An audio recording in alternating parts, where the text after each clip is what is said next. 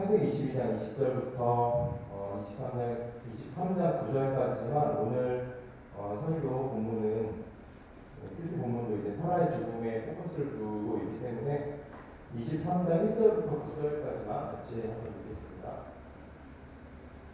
창세기 23장 1절부터 9절까지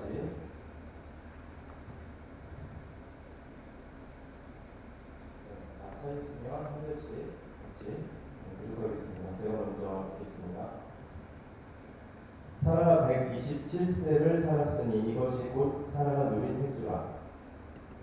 사라가 가나안 땅 곧 기럇 아르바에서 죽음에 아브라함이 들어가서 사라를 위하여 슬퍼하며 애통하다가 그 시신 앞에서 일어나 나가서 헷 족속에게 말하여 이르되 나는 당신들 중에 나그네요 거류하는 자이니 당신들 중에서 내게 매장할 소유지를 주어 내가 나의 죽은 자를 내 앞에서 내어다가 장사하게 하시오.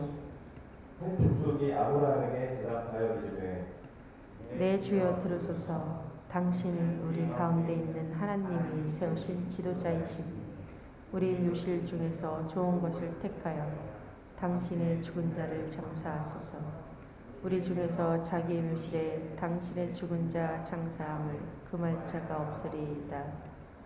아브라함이 일어나 그 땅 주민 헷 족속을 향하여 몸을 굽히고 그들에게 말하여 이르되 나로 나의 죽은 자를 내 앞에서 내어다가 장사하게 하는 일이 당신들의 뜻일진데 내 말을 듣고 나를 위하여 소알의 아들 에브론에게 구하여 읽겠습니다. 그가 그의 반머리에 있는 그의 막벨라 굴을 내게 주도록 하되 충분한 대가를 받고 그 굴을 내게 주어 당신들 중에서 매장할 소유지가 되게 하기를 원하노라 하네. 아멘.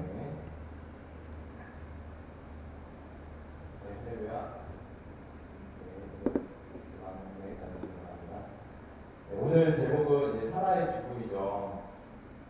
오늘 말씀을 볼 텐데요. 사라의 죽음. 모든 사람은 다 죽습니다. 사라도 하나님께서 여러 민족의 어머니가 되게 하리니 민족의 여러 왕이 너에게서 나리라. 그랬던 하나님께 위대하게 쓰인 이 사라도요. 127세의 나이로 이 땅에서 생을 마감합니다. 인생의 역사는 결국 죽음으로 종지부를 찍을 수밖에 없다는 것이죠.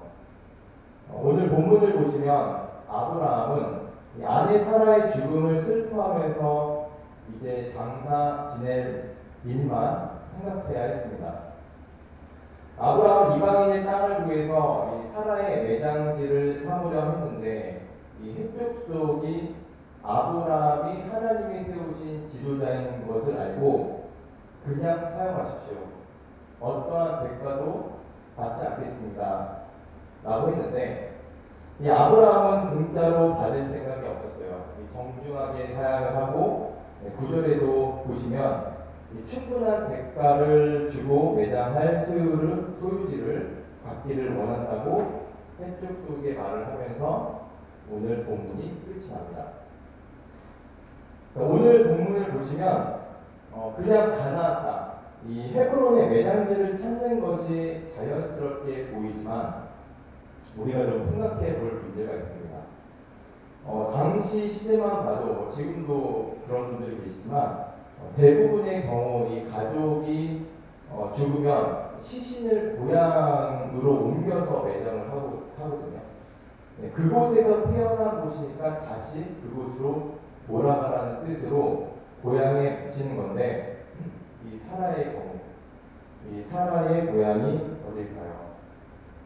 아브라함을 하나님께서 부르신 장소, 이 갈대아 우르에서 묻혀야 되는데 아브라함은 고향으로 돌아가지 않습니다. 왜냐하면 아브라함은 진짜 자신의 고향이 어디인지 알고 있었습니다. 히브리서 11장은 이 믿음의 역사를 보여주는 장인데요. 여기에 아브라함과 사라가 나옵니다. 자, 이들이 자신의 진짜 본향을 어디에 두고 살고 있었는지 15절, 16절에 나오는데 함께 보겠습니다.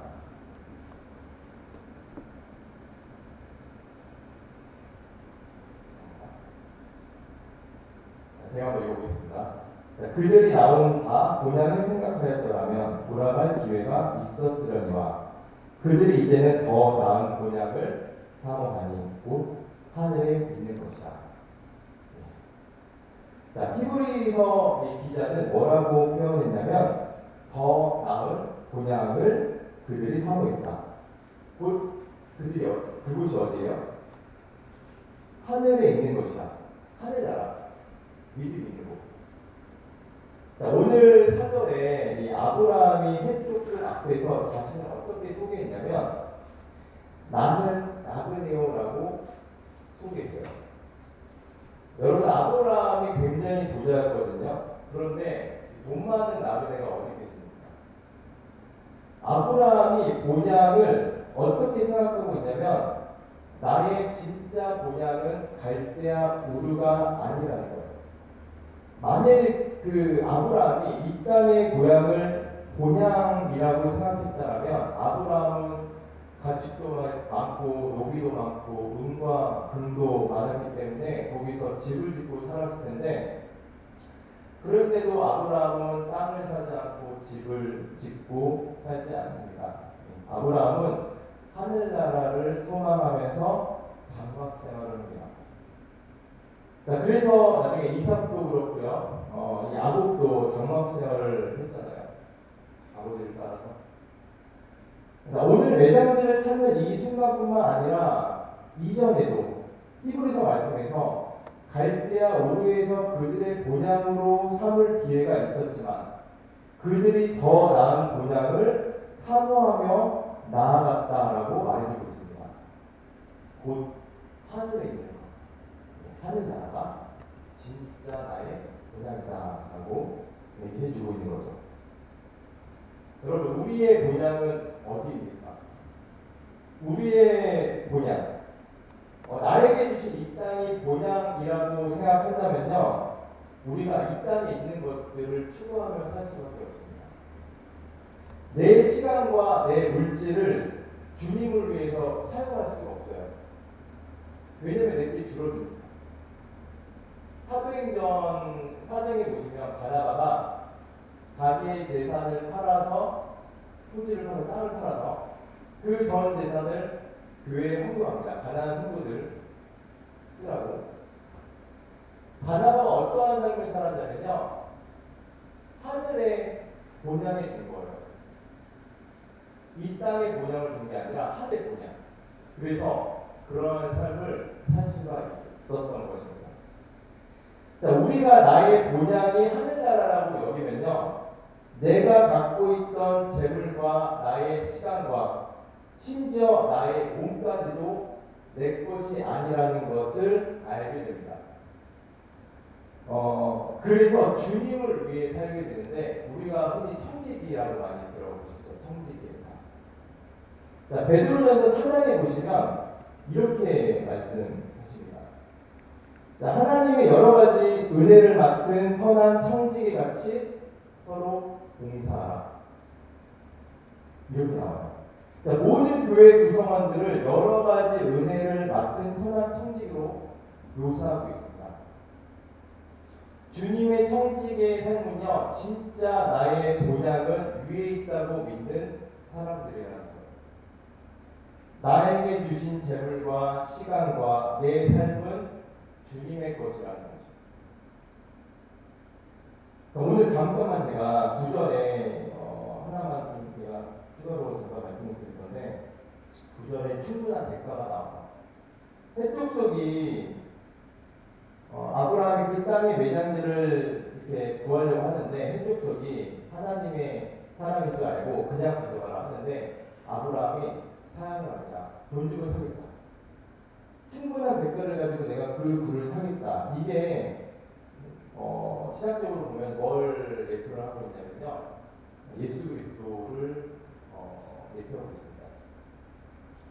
왜냐하면 우리가 이렇게 생각할 수 있죠. 왜 예수님께서 십자가에 못 박혀서 꼭 돌아가셔야만 했나?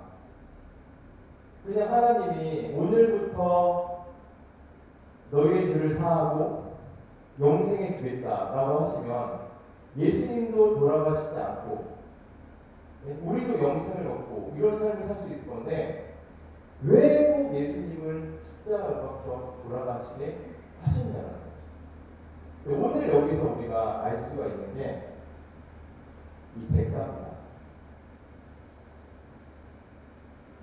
우리의 죄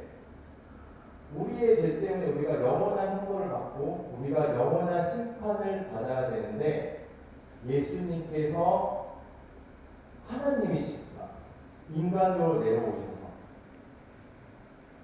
우리의 죄를 위해서 십자가 밖에 돌아가신 거예요. 그게 뭐냐면 피의 대가입니다. 죽음의 대가. 그 대가로 누구의 것이 된 거예요? 그리스도의 것이 된 거예요. 그래서 우리는 그리스도의 것입니다. 이것을 고린도전서 6장 19절 20절에는 어떻게 말씀하고 있냐면 나중에 한번 찾아보시죠. 고린도전서 6장 19절 20절인데 이렇게 말씀하세요. 너희 몸은 너희가 하나님께로부터 받은 바 너희 가운데 계신 성령의 전인 줄을 알지 못하느냐.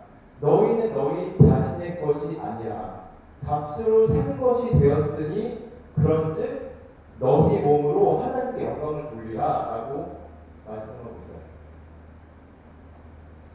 우리의 것은 내 삶은 누구의 것이에요? 주님의 것이다.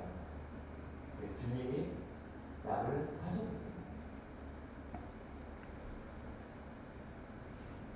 때문에. 주님의 청지기의 삶은 나의 진짜 본향 이 위에 있다고 믿는 사람들이라고 제가 말씀을 드렸고 다시 이제 돌아오겠습니다. 자, 이런 분들에게 하나님께서 뭐라고 말씀하시냐면 아까 제가 뒷부분은 안 읽었는데 히브리서 11장 15절 16절 한번 다시 보겠습니다. 그들이 나온바 본향을 생각하였더라면 돌아갈 기회가 있었으려니와 그들이 이제는 더 나은 본향을 사모하니 곧 하늘에 있는 것이라. 이러므로 하나님이 그들의 하나님이라 일컬음 받으심을 부끄러워하지 아니하시고라는 말씀이세요. 그들이 더 나은 본향을 사모했다. 그곳이 어디라고요? 하늘에. 하늘나라 믿음.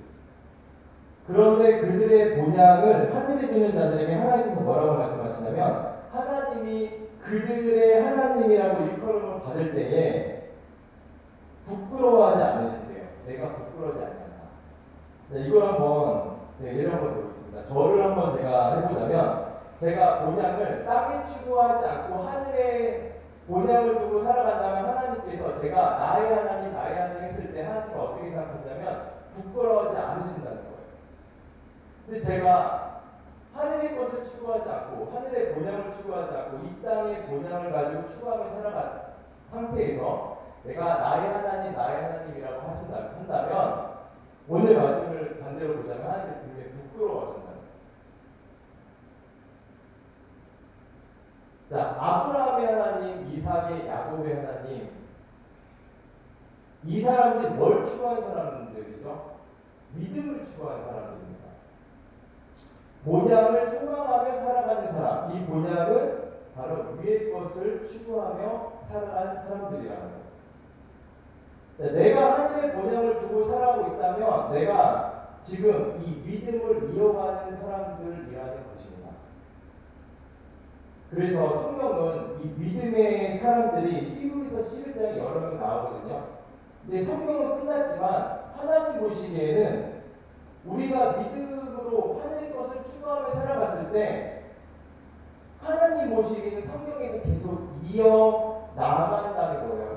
우리가 이 성경책에